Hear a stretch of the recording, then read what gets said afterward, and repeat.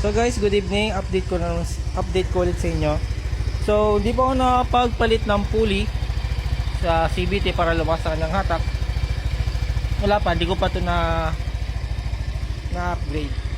So, ang nadagdag dito ay itong HNG na top box.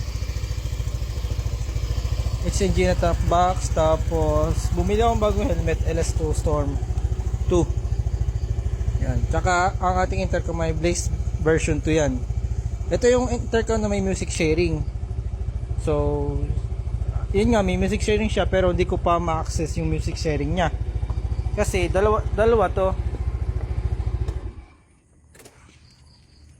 Wait lang, buksan natin.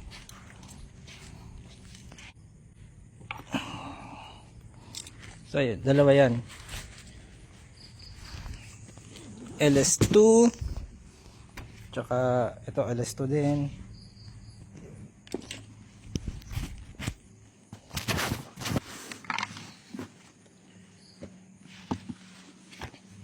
Yan. May ganito pa. Bago pa. Tapos may intercom na agad dyan. Yun nga, Blaze version 2. Di ko ma-access yung kanyang music sharing. Pag-aaralan ko pa.